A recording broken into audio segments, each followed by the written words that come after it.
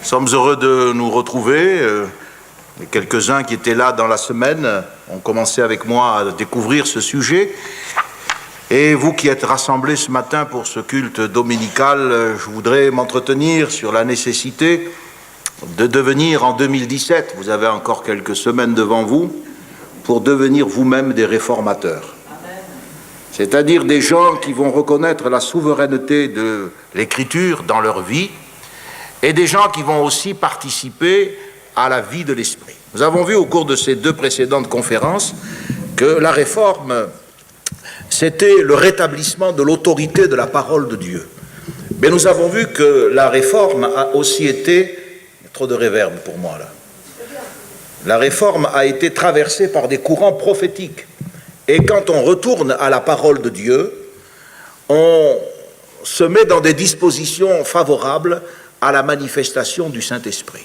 C'est pour cela que la parole de Dieu est appelée l'épée de l'Esprit, et c'est pour cela que nous pouvons à la fois nous réclamer de la parole de Dieu et de ce grand mouvement de la réforme du XVIe siècle, et en même temps de notre identité bien particulière, qui est celle des assemblées de Dieu, du mouvement de Pentecôte, c'est-à-dire de l'expérience du baptême dans le Saint-Esprit.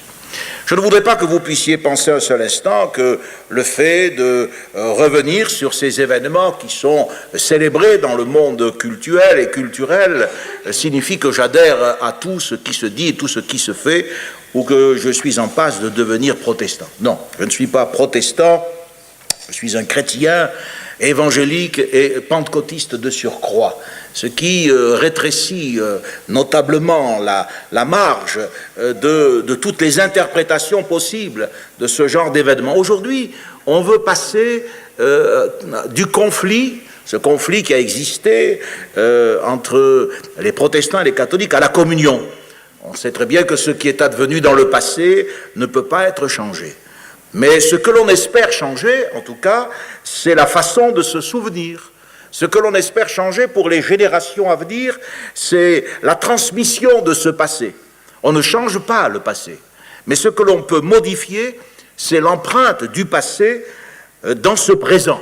Alors on va raconter l'histoire, oui, mais on va la raconter d'une nouvelle manière. On va parler de la réforme dans ses aspects économiques, socio-culturels, aux dépens de la vérité théologique et de la réalité spirituelle. Luther était un authentique croyant. Tout à l'heure, je vais vous citer un de ses textes, et vous allez me dire ce que vous en pensez. Lorsqu'il a été convoqué à la diète, c'est-à-dire le concile, à la diète de Worms, il a pu dire qu'il se sentait lié par les textes de l'Écriture, que sa conscience était captive de la parole de Dieu. N'est-ce pas la marque, la pierre de touche d'un christianisme authentique? La lumière, c'est vrai, est venue par degrés dans le cœur du réformateur. Dans le monastère des Augustins, là où il était en train d'essayer d'expier le fardeau de ses péchés, c'est par une vieille Bible latine, la version de la Vulgate, qui était attachée à un poteau, que la lumière s'est progressivement faite dans le cœur de cet homme. En tournant les pages de cette vieille Bible, alors il est tombé sur ce passage d'Habacuc, où il est dit que le juste vivra par la foi. Et puis, il a relu l'Épître aux Romains, où Paul reprend ce thème de la foi. Et à partir de ce passage, Luther a été affranchi, progressivement, certes, mais il a été affranchi des superstitions, des pénitences, des mortifications, qui étaient la signature de l'Église catholique que l'Écriture ne reconnaît pas. Car l'Écriture ne reconnaît pas le statut d'Église à l'Église romaine. L'Église est romaine, mais elle n'est pas chrétienne. Lorsqu'il écrira à sa mère, le moine catholique dira « Je me suis senti renaître et être entré dans le paradis par des portes grandes ouvertes. » Le psaume favori de Luther, c'était le psaume 118. Ce psaume que nous connaissons puisque Jésus l'a cité en disant la pierre qui a été rejetée par ceux qui bâtissaient est devenue la principale de l'angle. C'est de l'Éternel que cela est venu, et c'est un prodige à nos yeux. C'est dans ce psaume 118 eh bien, que Luther a trouvé ce verset 20 où il est dit « Voici la porte de l'Éternel. C'est par elle qu'entre les justes. Je te loue parce que tu m'as exaucé, je te loue parce que tu m'as sauvé. En effet, Luther venait d'entrer dans le salut de Dieu. Luther a connu une véritable agonie en rapport avec le péché. Lorsqu'il est entré au couvent des Augustins, il a changé de nom et il est devenu frère Augustin. Mais si frère Augustin avait changé de nom, il n'avait pas cependant changé de cœur. Il était resté misérable, comme tous les prêtres d'ailleurs. Il était angoissé, il n'avait pas la paix. Quelquefois, il tombait terrassé par les fatigues extrêmes qu'il s'imposait. Il dormait dans la neige pour faire pénitence. La conscience de son péché était grande. Si quelqu'un avait dû aller au ciel par le renoncement, par les mérites, c'était bien ce moine des Augustins, le moine Luther. Chaque matin, écoutez bien, il disait 3 messes. Il invoquait 3 patrons. Il avait choisi 21 saints dans le calendrier pour sa protection. Il s'adressait constamment à la Vierge. Mais il n'avait pas la paix. Et il se peut qu'il y ait au milieu de nous quelqu'un qui a fait de notre vie d'église un cadre religieux dans lequel il se sent pas trop mal à l'aise. Mais si vous n'avez pas fait la paix avec Dieu, vous pouvez venir autant de fois que vous voulez au culte, chanter même sur l'estrade. Ce n'est pas ça qui vous fera entrer au ciel. Pour comprendre le fardeau qui était imposé à Luther, il faut se rappeler que, la théologie de l'époque n'était pas une théologie biblique. C'était ce que l'on appelait la somme de saint Thomas d'Aquin.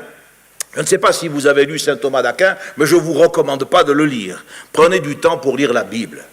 Et saint Thomas d'Aquin disait ceci, Christ, je cite saint Thomas d'Aquin, Christ n'a satisfait par son sang que pour le péché originel.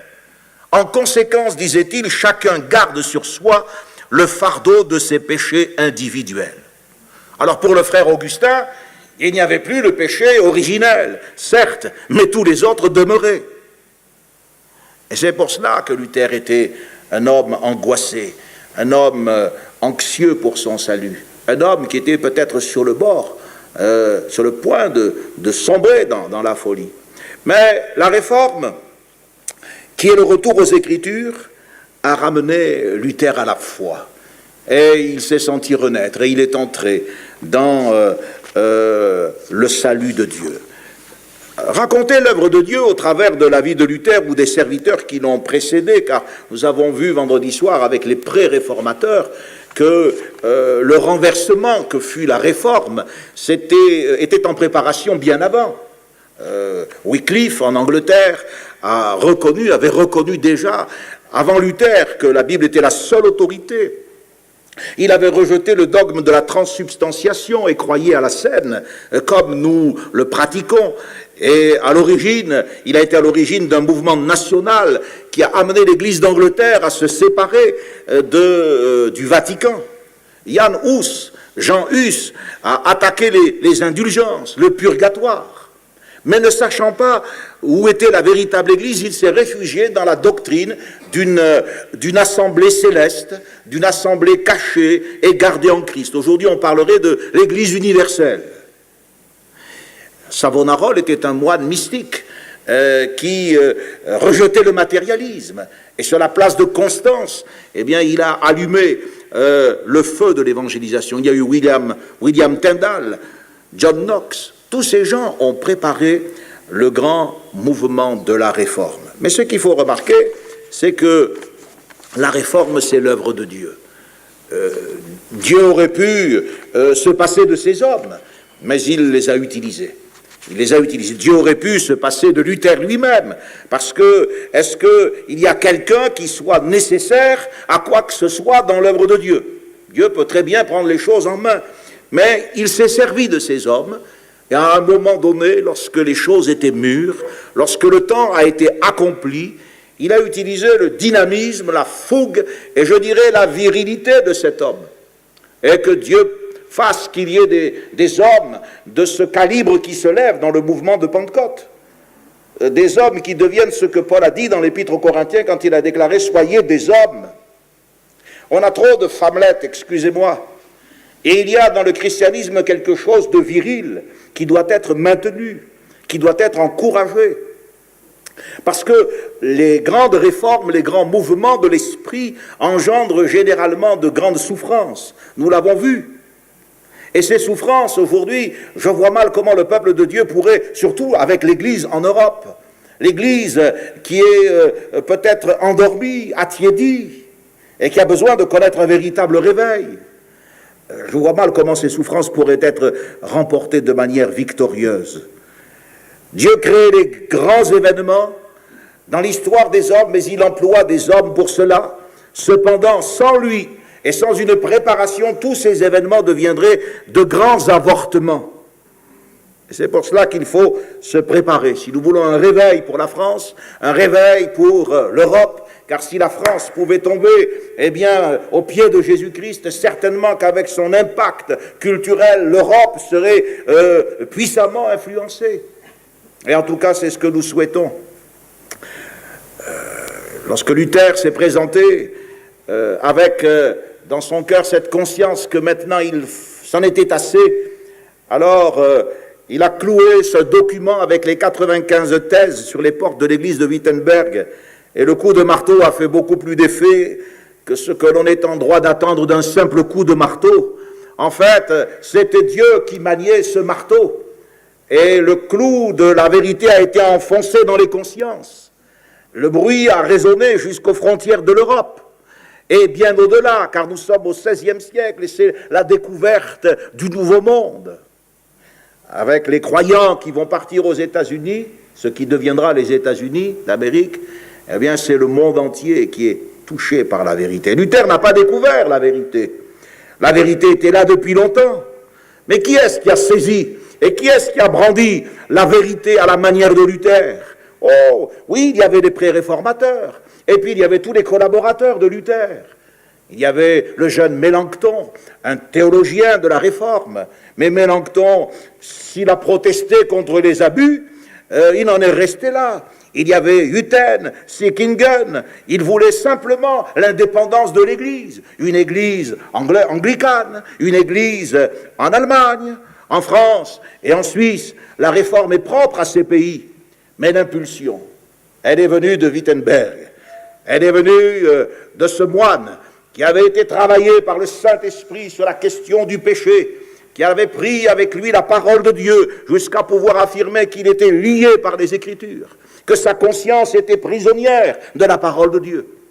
Et malgré tous ces défauts, car Luther n'est pas parfait, il n'y a pas, voyez-vous, d'illusion à entretenir. Une réforme sans défaut n'existe pas. Hier soir, je parlais de la réaction charnelle de ces hommes qui ont décidé de réagir militairement. Et on s'est rendu compte qu'il y a eu une chute lamentable. Ce n'est pas avec l'épée que l'on protège la réforme, la piété, mais c'est par la foi. Et lorsque la force armée s'est mise au service de la foi, lorsque les princes sont devenus les chefs de l'Église, lorsque les églises n'étaient plus des églises comme les nôtres, mais des églises d'État, ce n'étaient plus des églises comme à Corinthe, comme à Éphèse, alors la réforme a commencé à souffrir. Luther a été troublé. Lui qui au commencement, dès le départ, avait refusé de prendre les armes, va accepter, en quelque sorte obligé, il va accepter que la réforme est une armée. Mais la réforme des armées n'a pas réussi autant que celle des martyrs. Les guerres de religion n'ont pas préservé la réforme. Elles l'ont compromise au contraire. Et on a vu qu'il y a eu, au sein même de ce grand mouvement de l'esprit, des excès, il y a eu des erreurs magistrales avec les anabaptistes qui étaient des frères, qui pratiquaient le baptême des adultes, avec les prophètes de Zwickau qui étaient des illuminés, qui voulaient un christianisme politique, révolté, meurtrier, des gens excessifs. La réforme va dériver vers l'intolérance. Elle qui s'était opposée à l'intolérance catholique, elle va devenir elle-même intolérante. Sur la place de Genève, le docteur Michel Servet sera officiellement brûlé. C'est un acte d'inquisition, exactement semblable à celui que l'Église catholique menait depuis des années contre les gens de la religion prétendue réformée. Il y a une différence entre punir les malfaiteurs et entre punir et s'attaquer à ceux qui ne croient pas comme nous. Il y a une différence. Et là, ils l'ont perdu de vue. Alors la réforme, c'est pas quelque chose de parfait. Et on se rend compte que la réforme vaut mieux que les réformateurs. Les réformateurs, eh bien, n'ont pas été parfaits. Luther avait des excès de langage. Bon, il faut se souvenir que nous sommes au XVIe siècle. Et de surcroît, c'est un Allemand. Et les Allemands, ils ont la réputation d'être grossiers, d'être buveurs. Alors, c'est dans ce contexte qu'il faut le comprendre. Car c'est dans ce contexte que Dieu l'a pris. Mais n'empêche que malgré tous ces excès, par exemple, il disait dans sa fougue, il préférait que tous soient égorgés par des Turcs que d'être privés de la parole de Dieu. Les Turcs avaient pris Constantinople. Dans ces luttes contre les prêtres, car il faut comprendre qu'à cette époque-là, il y avait ce que l'on appelait les disputations, c'est-à-dire des disputes théologiques en public. Il traitait les moines et les religieux qui venaient vendre des indulgences au peuple ignorant. Il les traitait, je vous cite, et pardonnez-moi, âne grossier, truie maudite, sac de malédiction, excrément du diable, chef des assassins. Rome était la sentine de tous les vices, un siège de pestilence, les ordures de la Sodome romaine. Oh, c'est vrai, c'est un peu aller trop loin. Mais aujourd'hui, est-ce qu'on ne va pas non plus dans le sens contraire, à appeler tout le monde frère, à voir dans les grands systèmes religieux œcuméniques des hommes et des femmes qui ne sont pas régénérés, mais de les appeler frères? Qu'est-ce qui est plus dangereux? Ah, Luther, c'est vrai, on lui disait, mais nous vous supportons, frère Luther, restez avec nous. Il lui disait, moi je ne vous supporte pas. Et c'est comme cela qu'il a apporté non seulement une théorie, mais il a apporté aussi une vie. Et il y a eu une séparation. La Bible ne cache pas la faiblesse de ces héros. La Bible ne ment pas sur David, elle ne ment pas sur Abraham, le péché de David, le mensonge d'Abraham et Pierre. La Bible dit la vérité, pourtant c'est le prince des apôtres. Eh bien, l'histoire aussi nous oblige à dire qu'il n'y a pas de place pour un Luther de légende. Il n'était pas parfait. Nous ne sommes pas en train d'encenser un homme. Qu'est-ce que nous pouvons apprendre des réformateurs? Eh bien, nous pouvons apprendre d'abord que la réforme en tant que telle, elle vaut beaucoup mieux que les réformateurs. Ils étaient imparfaits, mais Dieu s'est servi d'eux. Et il ne faut pas attendre d'être parfait pour commencer à faire quelque chose pour le Seigneur. C'est pendant que nous en avons l'occasion sur cette terre, avec de la bonne volonté, dans le contexte de notre civilisation, que le Seigneur nous appelle à faire quelque chose pour lui. Maintenant, nous apprenons aussi que la réforme ne concerne pas les institutions, mais elle concerne les personnes. La réforme, ce n'est pas simplement une contestation, ce n'est pas une critique. Non, la réforme, c'est un renouveau spirituel qui nous ramène à la parole de Dieu. Est-ce que c'est seulement un événement, la réforme? Un événement qu'il faut, de temps en temps, dont il faut se souvenir. Et voilà, en 2017, c'est le 500e de la réforme. Alors, on en parle en Allemagne. Le pape lui-même essaie de rentrer dans le cadre des manifestations. Bref, non. Et un pasteur comme moi vous en parle au cours d'un culte. Non, la réforme, ce n'est pas qu'un événement, c'est un processus. Un processus dans lequel, en tant qu'individu, en tant que jeunes, nous avons vu combien les jeunes ont été sollicités par le Saint-Esprit dans l'église clandestine du désert. Dieu a besoin des jeunes. Vous n'êtes pas fait simplement pour des rassemblements et sauter comme des cabris, là. Vous êtes fait pour aller, et par la puissance du Saint-Esprit, être les témoins de Jésus-Christ. On est un petit peu trop dans nos cultes et dans l'enceinte de nos assemblées, trop tranquille au point d'oublier ce qui se passe dans le monde. On dit Jésus vient, mais il n'y a pas que Christ qui vient. La Bible dit dans l'épître de Jean, il y a un antéchrist qui vient aussi. Et vous avez un double mouvement. Et c'est ce double mouvement qui doit nous faire prendre conscience que le temps est court, que nous avons peu de temps pour entrer dans ce processus et faire parvenir à notre société l'impact d'un réveil, d'une vraie révolution, d'une révolution positive. Devenir en 2017 ou en 2018 un réformateur, c'est réaliser que les principes spirituels qui sont énoncés dans la parole de Dieu ne sont pas simplement à fonctionner dans l'Église et dans le cadre des quatre murs d'une assemblée, mais ils sont applicables à de nombreux domaines de la société. Et c'est pour cela que Jésus a dit, vous recevrez de la puissance. Non pas pour parler en langue, pour danser dans l'esprit, mais vous recevrez de la puissance et vous serez mes témoins. Le pentecôtisme a été suscité comme l'ultime, je crois, le dernier grand mouvement spirituel en vue de l'évangélisation du monde avant le retour de Jésus, pour être témoin. Cela signifie que tous les principes que nous connaissons et qui sont applicables dans le cadre de la société de l'Église sont aussi applicables dans le cadre de la société extérieure à l'Église. La justice est nécessaire au milieu de nous, mais elle est nécessaire aussi à l'extérieur de l'Église. L'amour est indispensable à l'unité de l'Assemblée, mais l'amour doit être manifesté au monde. Nous devons prendre en considération les divers aspects de notre société parce que c'est là que nous vivons. Et Jésus a dit, je ne te prie pas de les ôter du monde et de les transporter dans une église, dans une enceinte où ils seront préservés, mais je te prie de les garder du mal. Alors nous devons penser aux différents aspects qui constituent la vie en société, l'éducation. Vous savez ce qui se passe en ce moment dans les écoles? Prenez le droit, le domaine médical, avec l'éthique, les décisions qui sont prises à l'égard des personnes en fin de vie, les manipulations génétiques, les marchés, les spéculations boursières. Tous ces aspects peuvent être envisagés comme devant ressentir à un moment donné l'impact du témoignage chrétien. Voilà pourquoi nous avons besoin non seulement d'une réforme, c'est-à-dire d'un retour à la parole de Dieu, mais nous avons besoin d'un réveil. Et si vous vous posez la question, pourquoi ce que la réforme a entrepris, la réforme ne l'a pas achevé? Parce qu'il y a eu un échec de la réforme. Et la preuve, c'est l'état dans lequel sont les réformés aujourd'hui, capables d'accorder la bénédiction à des couples homosexuels au sein de leur propre Église.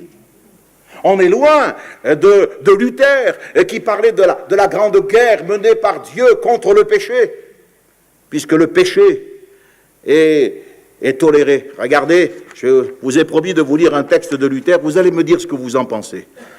C'était à cause de Mélenchon. Mélenchon était un théologien, un jeune homme remarquable, extraordinaire, mais il était fragile, il ne jouait pas dans la même catégorie que Luther. D'ailleurs, quand il y a eu la décision d'armer la réforme, Luther n'était pas présent à cette diète.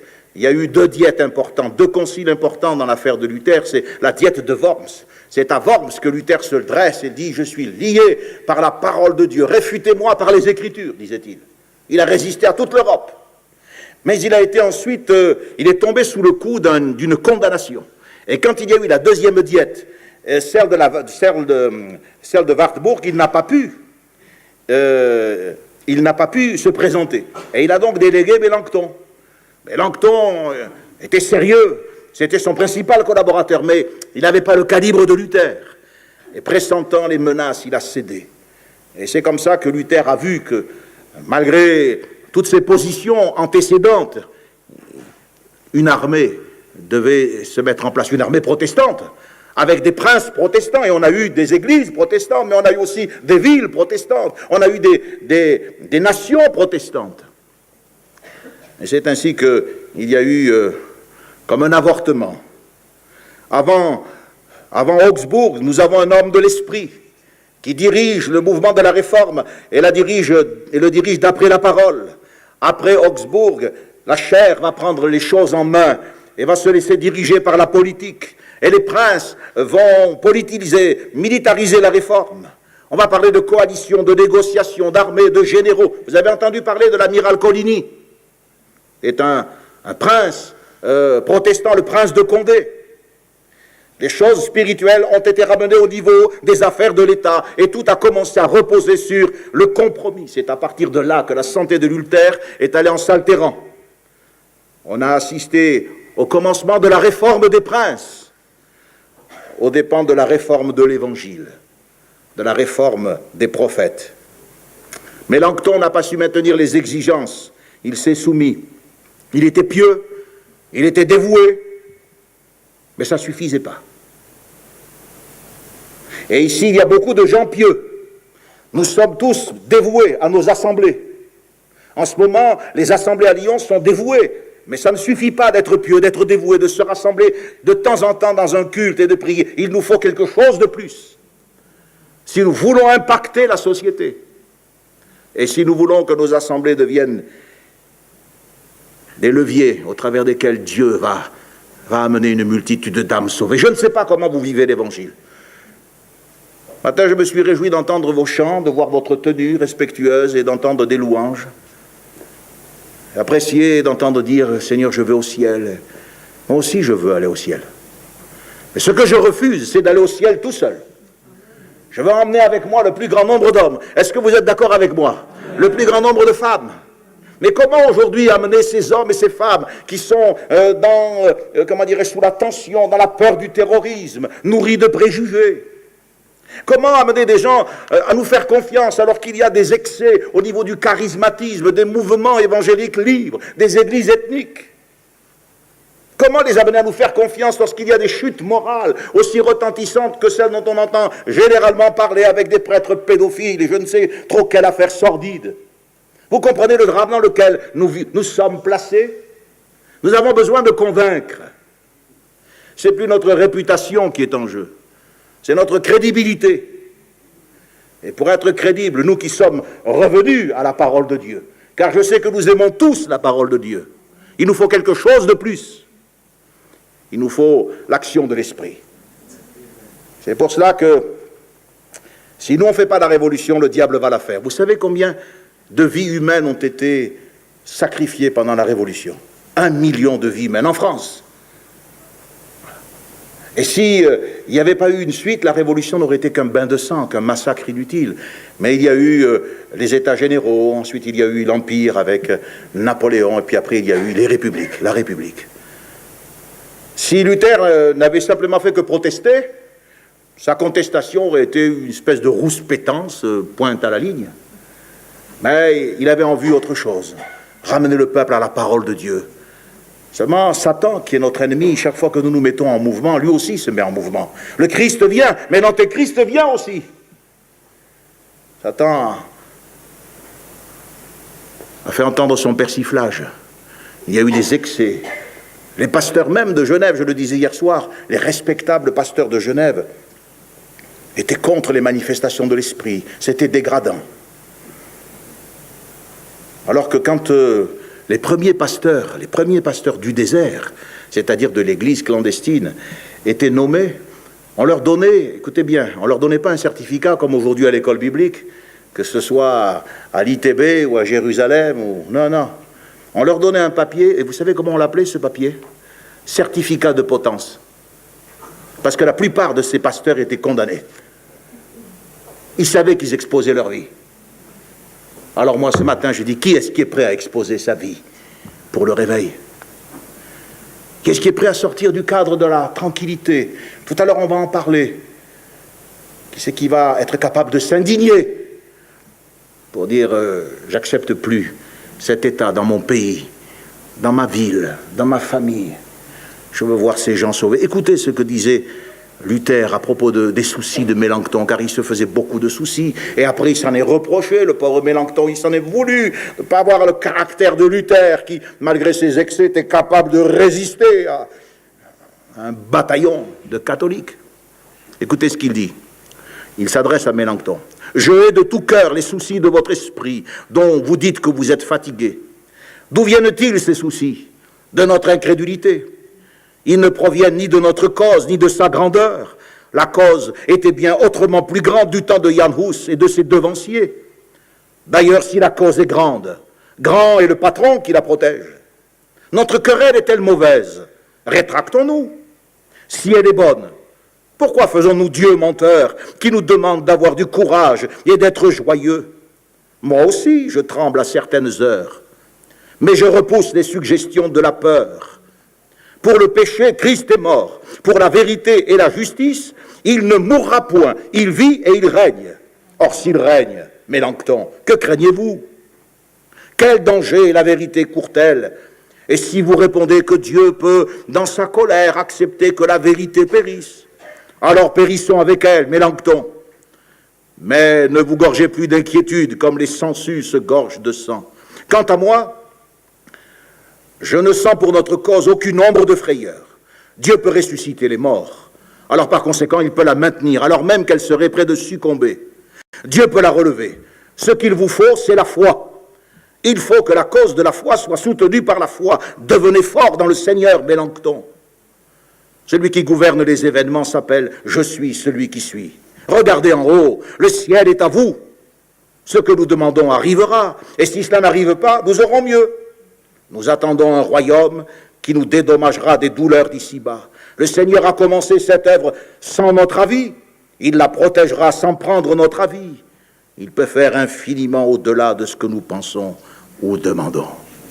Vous ne trouvez pas ça formidable? J'ai parlé de Mélenchon, je n'ai pas parlé de Mélenchon. Ne mélangeons pas les genres.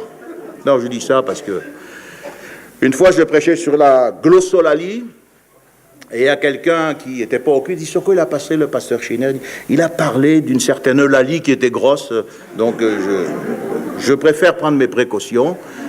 Il s'agit de Mélenchon, qui était un des cousins de Calvin et qui était un théologien, qui a été un homme très très utile à Luther, parce que Luther a été le chef d'équipe, le capitaine de la Réforme. Mais il a été obligé de s'entourer d'hommes comme Mélenchon. Réformer, c'est réparer. Réformer, c'est reconstruire. Réparer ce qui a été corrompu, reconstruire ce qui a été détruit. Et cet objectif, frères et sœurs, ne peut pas être atteint sans un réveil. Et c'est pour cela que nous, chrétiens de Pentecôte, nous pouvons tirer une leçon, en effet une leçon peut-être d'histoire, une leçon de philosophie biblique, à partir de ces événements de la Réforme, et puis introduire notre propre expérience, notre propre histoire en tant que mouvement de Pentecôte, et réaliser qu'avec le retour aux Écritures et le réveil qui est le retour à la vie de l'Esprit, nous pouvons impacter la société au travers d'une révolution spirituelle. Oui, il y aura des fausses notes, rien n'est parfait dans ce bas monde. Avec la Réforme, il y a eu les belles heures du début, et puis il y a eu les heures plus sombres et les complications qui sont nées lorsque les affaires du monde se sont mêlées aux affaires du ciel. Mais la Réforme vaudra toujours mieux que les réformateurs. Le réveil vaudra toujours mieux que les révivalistes. Voilà pourquoi il faut s'attacher au réveil et pas aux hommes de réveil. Il faut s'attacher au réveil et pas aux révivalistes, courir après les uns, après les autres, qui peuvent quelquefois nous ensemencer de fausses doctrines. Dans l'Épître aux Hébreux, chapitre 9, au verset 10, le Saint-Esprit, parlant de l'ancienne économie, l'économie du Lévitique, dit que ces choses ont été maintenues entre Dieu et les hommes jusqu'à une époque de réformation. Il s'agit de l'abolition des rites, des pratiques juives.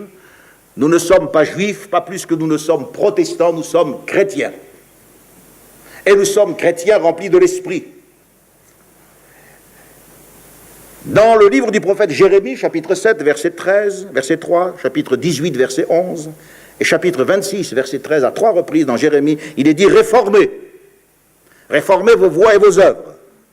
Et dans Jérémie 35, verset 15, il est dit « Je vous ai envoyé tous mes serviteurs les prophètes. Je les ai envoyés dès le matin pour vous dire « Revenez chacun de votre mauvaise voie. Amendez vos actions. N'allez pas après d'autres dieux pour les servir. Et vous resterez dans le pays que j'ai donné à vous et à vos pères. Mais vous n'avez pas prêté l'oreille et vous ne m'avez pas écouté. » Quand Dieu parle des voies, il s'agit de notre conduite. Réformer vos voies, ça veut dire réformer votre conduite. Et puis, quand il dit que nous devons nous repentir de nos œuvres, les œuvres, ce sont nos actions, ce sont nos fruits. Et je pense que l'événement de la Réforme qui est célébré un peu à tort et à travers, lorsqu'ils ont essayé de faire l'événement national à Lyon, parce que Lyon était une capitale de la Réforme, Je me souviens, il y a 3-4 ans de ça, j'ai commencé à... D'ailleurs, c'était dans cet esprit que je préparais des conférences. J'ai préparé tout un programme, et puis j'ai vu que la machine protestante, elle est quand même impressionnante à Lyon. Alors j'ai prié, j'ai eu l'intelligence de prier. J'ai dit, Seigneur, débarrasse-moi de toute cette affaire. Et il y a eu un micmac entre eux, parce qu'ils voulaient qu'on prenne la Sainte Seine avec les protestants, les catholiques, tout le monde. Et alors, la section locale du CNEF, il y a le CEF. Le CEF, c'est la conférence des évêques de France. Et nous, on a mis un N, le CNEF. Monsieur Kif Kif. Il y a toujours des évêques qui se réunissent. Et sur le plan local, ça ne s'est pas fait. En effet, à Lyon, sur les quais du Rhône, l'Église protestante unie de France avait voté la bénédiction pour les couples homosexuels. Et ça a créé, évidemment, et tant mieux. Moi, j'ai béni Dieu. Parce qu'à ce moment-là, ils ont annulé toutes leurs manifestations sur Lyon. Ils sont allés les faire à Strasbourg. C'est pas très fraternel pour le frère Schneider, Michel Schneider, mon collègue. Je lui demanderai pardon au ciel. Mais je les ai plus eus dans mes pattes. Et j'ai béni Dieu. J'ai béni Dieu parce que on ne peut pas dire oui à tout. On aimerait dire oui à tout. Mais on n'est plus dans le jardin d'Éden. Et même dans le jardin d'Éden, quand le serpent s'y est introduit, il y a eu la fausse note, on le sait. Il nous faut vivre dans la réalité. Alors, lorsque les gens veulent garder un titre, lorsque les gens veulent garder une identité de chrétien, lorsqu'ils se réclament de l'histoire, mais qu'ils en renient les fondements théologiques, parce qu'aujourd'hui, ces gens-là ne gardent pas les fondements théologiques de la Réforme. Beaucoup ne croient pas à la parole de Dieu. Ils ont enlevé tous les miracles de la Bible. Certains ne croient pas au ciel. Ils ne croient pas à la résurrection. Alors, il n'y a plus, comme je le disais, je crois hier soir, il n'y a plus sola scriptura, il n'y a plus soli deo gloria. Comme ils ont dit, protestants en fait, il y a juste sola fiesta. Et c'est ce qu'ils sont capables de faire. Mais vous avez remarqué que nous aussi, on fait de plus en plus la fête aussi. Il faut être attentif à ce qui se passe. C'est parce que vous savez, ça se prépare lentement.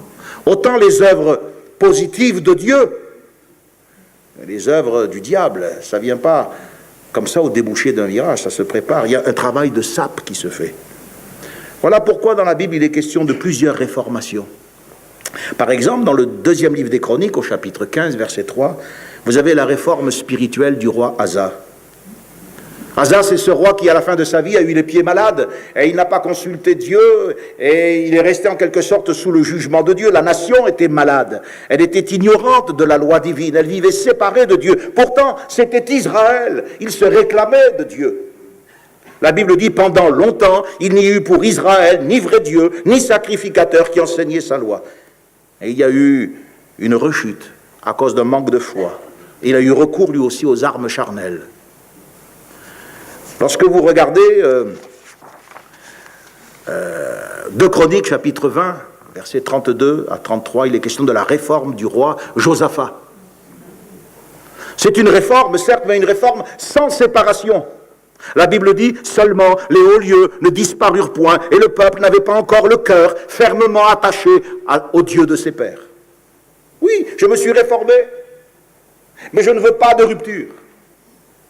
Je trouve de plus en plus de gens qui viennent dans nos églises, qui vivent en concubinage, qui ont de la peine à comprendre lorsque je leur dis, mais qui vous a enseigné ? Quelle a été la règle de votre enseignement au sujet du baptême ? Ils me regardent avec... Il n'y a pas longtemps, il y en a un qui est venu avec un gars, avec une fille, à la fin du culte, il me dit, pasteur, voilà, on vient, alors je fais l'innocent. J'ai dit, c'est ta sœur ? Il me dit, non. J'ai dit, c'est pas ta mère, hein ? Il m'a dit, non. J'ai dit, ah, c'est qui ? Ben, on est ensemble. Ah, il a cru que j'allais l'accueillir. J'ai dit, tu n'as pas réfléchi un peu à ce que ton témoignage devrait être ? Ton pasteur, d'où tu viens, parce que je ne sais pas d'où il venait d'ailleurs, je ne veux pas le savoir, je ne l'ai plus revu. Et il ne t'a pas enseigné que le baptême, c'était l'engagement d'une bonne conscience envers Dieu, et qu'il y avait des principes, que le mariage doit être honoré de tous, et Dieu jugera les impudiques et les adultères. On se rend compte que L'esprit de ce monde est en train d'imbiber l'Église. Si ce n'est pas l'Église qui va au dehors de ces murs pour impacter le monde, c'est le monde qui vient à l'intérieur. Alors la réforme du roi Josias, c'était une réforme parce que du roi Josaphat, c'était un bon roi Josaphat, mais sans séparation. Il y a des gens, ils veulent se réformer, mais ils ne veulent pas se séparer. Ils ne veulent pas rompre avec le péché. Si nous ne rompons pas avec le péché, nous n'avons pas rompu non plus avec le jugement du péché. Et il faut comprendre, nous avons tout à l'heure célébré la mort du Seigneur. Nous avons chanté que Christ a donné sa vie. Pendant que je vous entendais chanter, je pensais à Jésus. La Bible dit qu'après avoir chanté des cantiques, il se rendit au mont des Oliviers. Notre Seigneur a chanté avant de mourir. Nous chantons avant de prendre le pain et le vin. Lui, il a chanté avant de mourir, pour vous et pour moi. Nous avons fait suffisamment de peine au Seigneur avant de le connaître.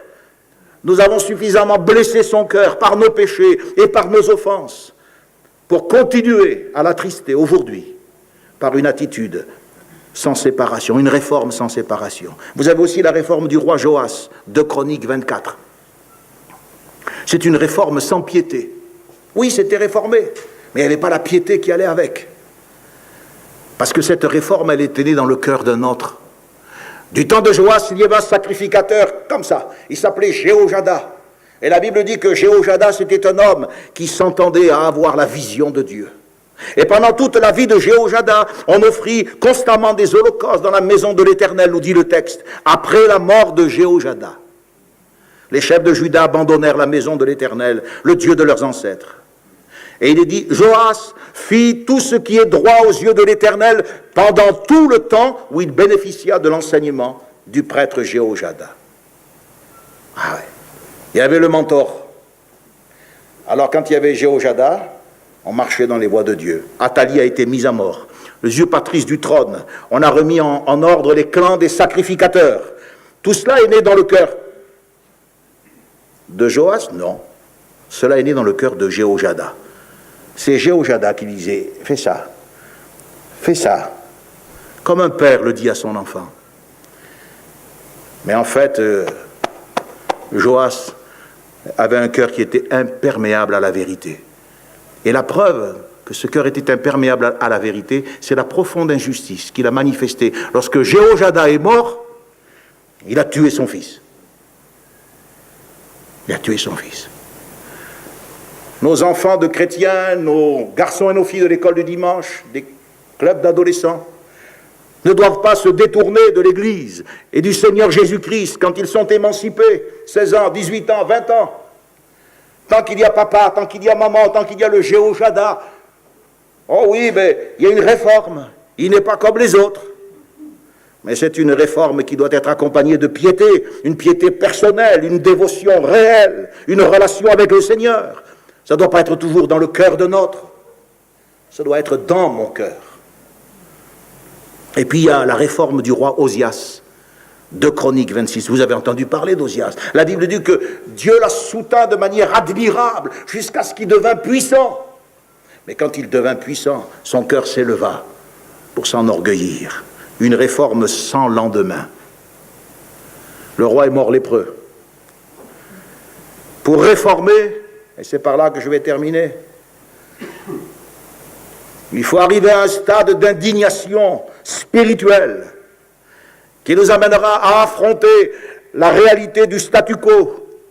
Et la réalité du statu quo, elle est tragique, parce que si je reste sur place, il ne faut pas croire que je reste au même endroit. Si aujourd'hui je ne fais pas un progrès par rapport à hier, j'ai déjà rétrogradé. C'est une loi physique. Le temps m'entraîne. Et ce n'est pas parce que je refuse d'avancer que je ne suis pas en train de passer. Je sais que beaucoup de gens peuvent devenir facilement chrétiens et qu'aujourd'hui, avec un clic sur le top C, vous pouvez devenir chrétien. Mais je doute de ces conversions. Parce que ce que je réalise, c'est qu'une fois devenus chrétiens, nous devenons lâches. Un esprit de timidité semble s'emparer de nous. Nous devenons embarrassés pour témoigner de la foi, impuissants pour relever les défis de la vie. Où est la puissance du Saint-Esprit? Dans Matthieu chapitre 21, verset 18, nous voyons Jésus en train de maudire un figuier. Vous connaissez l'histoire. La Bible dit qu'il retourne le matin à la ville, il a faim, il voit un figuier sur le chemin, il s'en approche, il n'y trouve que des feuilles. Et alors, Jésus a une réaction étonnante, que jamais fruit ne naisse de toi. À l'instant, le figuier a séché. Quelle était la faute du figuier? Je vous pose la question. Qu'avait-il fait de mal? L'évangéliste Marc, je crois, nous dit que ça n'était pas la saison de figues. Il n'était pas responsable. Ce n'était pas la saison. Toute argumentation a été rendue inutile par le verdict de Jésus. Il a maudit le figuier qui s'est desséché. Pourquoi? Parce que le figuier ne lui a pas apporté satisfaction. Tout ce qui ne donne pas satisfaction au Seigneur dans ma vie doit être condamné ou sera condamné tôt ou tard. Et s'il ne sèche pas à la racine ici-bas, c'est ce péché qui me desséchera et qui me fermera les portes du royaume de Dieu. Frères et sœurs, vous vivez, je vis, nous vivons, moi à Lyon et vous ici à Dijon, nous vivons pour porter du fruit. Nous vivons pour honorer Dieu, pour donner satisfaction au Seigneur, et nous ne devons pas le laisser sur sa faim. Il n'y a pas de satisfaction dans ce qui fait honte. C'est une honte, point final. On ne peut pas légitimer la honte. On ne peut pas dire, oui, je suis comme ça, c'est ta sœur, c'est ta mère, non, mais c'est une honte, point final. Cela doit sécher jusqu'à la racine. Ça doit disparaître de notre vie. J'en conclus que Jésus a été révolté pour agir comme ça, aussi radicalement. Il était radicalisé, Jésus. Il n'a pas accepté l'absence de fruits. Alors je me dis, si ça s'est produit avec un figuier qui appartient au monde végétal, qui n'a pas de conscience, etc., qu'est-ce qui va se passer? Comment imaginer les choses? Comment vont-elles se passer dans la vie de gens comme moi nous sommes censés apporter du fruit au Seigneur.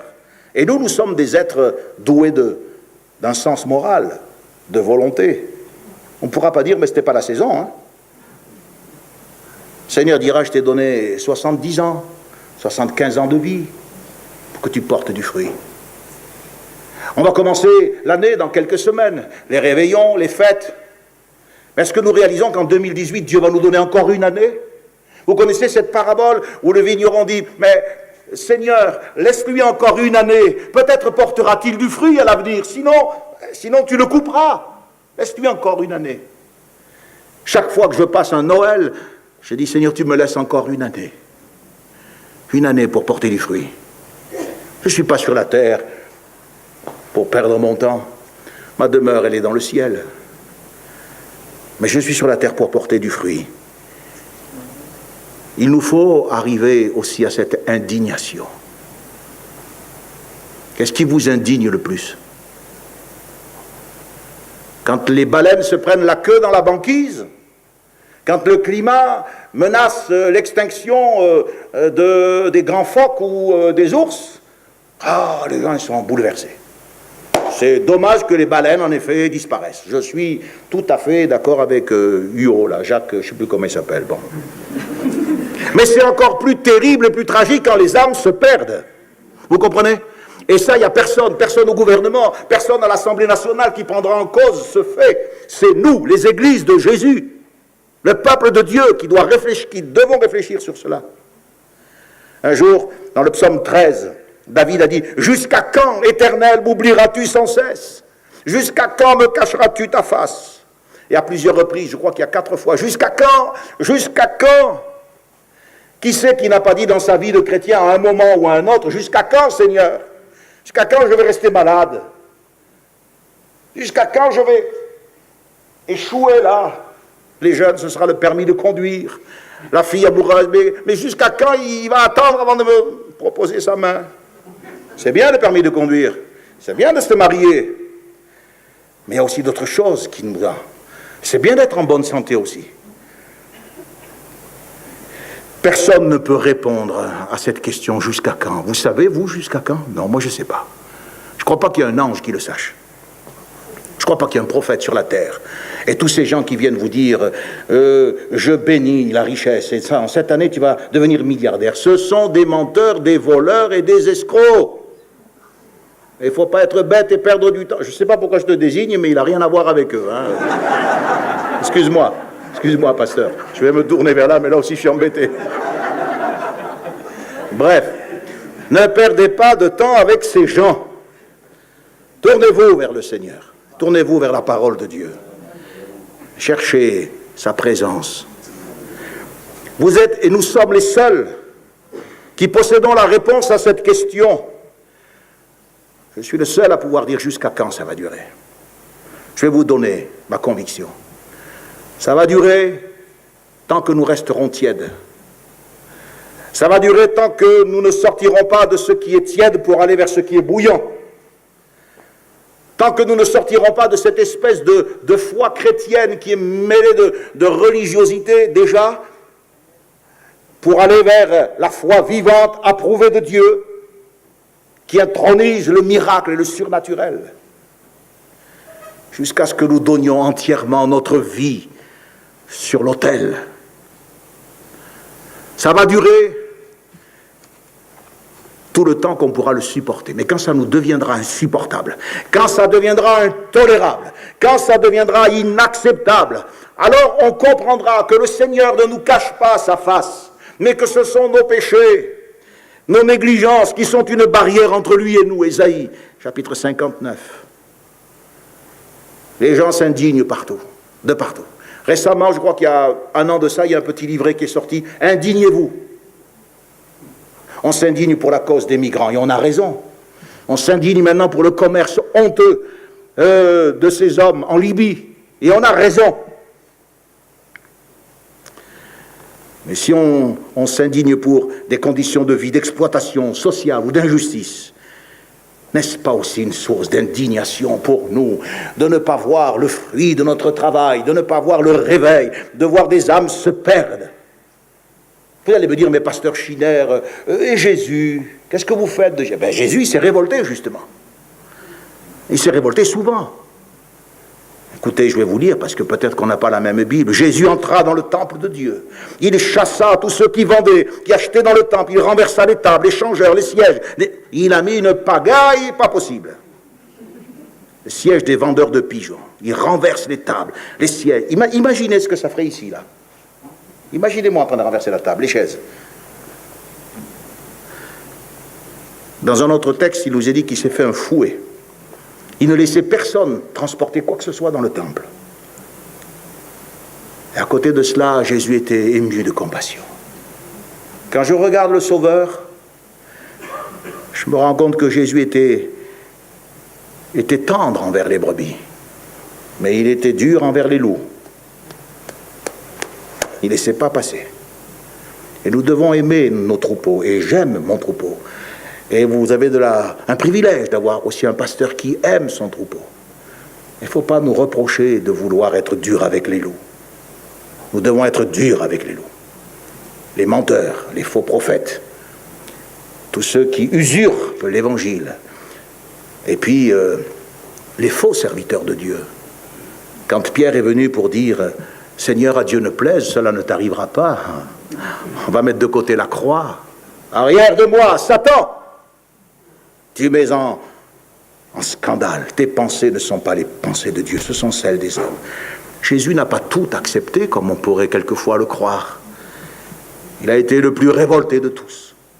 Et en même temps, il a été le plus débonnaire de tous les hommes. Il a été capable de se mettre au niveau du petit, au niveau du simple, de l'humble. Et c'est ce que je voudrais pour le mouvement de Pentecôte des Assemblées de Dieu de France. La réforme avait à faire face à plusieurs périls. Et nous aussi, en tant que mouvement de Pentecôte, en tant que réformateurs de notre 21e siècle, nous avons de sérieux périls. Il y avait les hommes de la Renaissance. Bon, c'est l'époque de la Renaissance. Les philosophes, les lettrés, les cyniques. Oh, bien sûr, ces gens-là étaient capables de ridiculiser la cour. Vous avez entendu parler du célèbre Rabelais. Je vois des étudiants, vous avez entendu de parler de Rabelais. Rabelais faisait partie de ces gens-là. Il se moquait de Rome. Ils appartenaient à cette espèce, mais ils n'allaient pas jusqu'à la conversion. Érasme était un humaniste. C'est le premier qui a traduit le Nouveau Testament. Mais il a donné peut-être le signal du retour, mais ce qui lui manquait pour être un réformateur, c'était la conversion. Il voulait bien participer à la démolition, mais il ne voulait rien construire. Et il ne s'agit pas de démolir, ni de démolir qui que ce soit, mais de construire quelque chose. Seulement quelquefois, pour construire quelque chose, comme Dieu l'a dit à Jérémie, il faut arracher, il faut détruire avant de planter. Vous savez ce que disait Luther au sujet d'Érasme? Il disait c'est le roi de l'équivoque. Et déjà, on ne peut pas les saisir. Il avait comme slogan sur ce, on appelle ça bon, ça va me revenir, peu importe. Il mettait ça sur l'entête de ses livres, vous savez. Hein? En latin, c'était Odi veritatem seditiosam.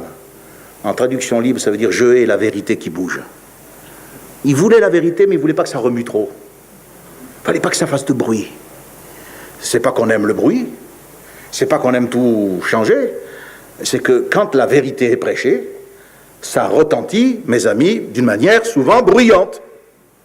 Quand l'évangile est venu dans notre famille, l'évangile a tout changé, a tout transformé.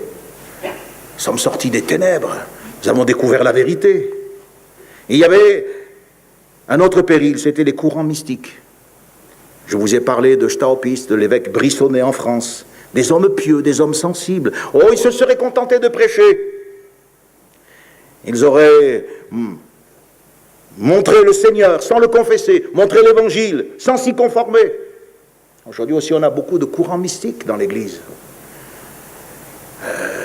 On nous demande de venir dans les maisons pour prier pour les meubles. Les chrétiens pensent qu'ils sont possédés. D'autres croient qu'il y a une espèce de magie à confesser. Qu'est-ce que c'est ça? Ça, c'est du mysticisme. C'est un retour de la superstition. Et il y a eu un troisième danger. Ce troisième danger, c'est celui qui consistait à transiger et aménager la vérité. On a proposé à Luther, et c'est là que Mélenchon a failli, on lui a proposé de renouveler le catholicisme, de le rajeunir. Comme je disais tout à l'heure, une église anglicane ici, en Angleterre, une église germanique là-bas, et on conserve l'unité. Mais Luther ne pouvait pas accepter cela. C'est Mélenchon qui a pris cette responsabilité de ménager la chèvre et le chou. Proclamer la réforme, proclamer l'autorité de la parole de Dieu, et éviter à tout prix la rupture. Or, sans la rupture, la réforme ne signifie rien. On réconciliait Christ et Bélial. On balayait la maison avec les gros abus, certes, mais on la laisse vide. Et que dit Jésus? Lorsque l'esprit mauvais a été chassé, si la maison est vide, il revient avec cet esprit plus puissant. Et la condition de cet homme est pire. Beaucoup sont faits de cette manière, de cette matière molle, un peu comme Mélenchon. Une hérésie leur fait moins peur qu'une division. Je suis pour l'unité. Je crains le schisme. Mais je respecte la vérité par-dessus tout. Et si des fois il doit y avoir des gens déçus, des gens qui l'ont déplait, eh bien qu'il en soit ainsi. Un compromis et un mensonge ne vaudra jamais l'adhésion à la vérité. Alors on va me dire, mais l'ordre n'est pas respecté. D'ailleurs, c'est ce qu'on nous a dit. Mais avec la création des églises pentecôtistes, vous avez brisé l'unité. Bon, on n'a rien brisé du tout. Nous, on n'a pas voulu créer d'églises pentecôtistes.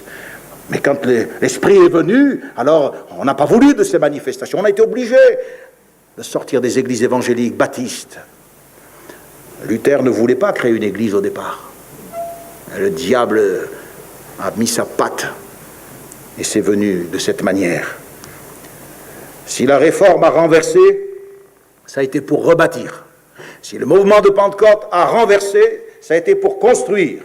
Si nous avons rompu, c'est pour obéir à l'Évangile.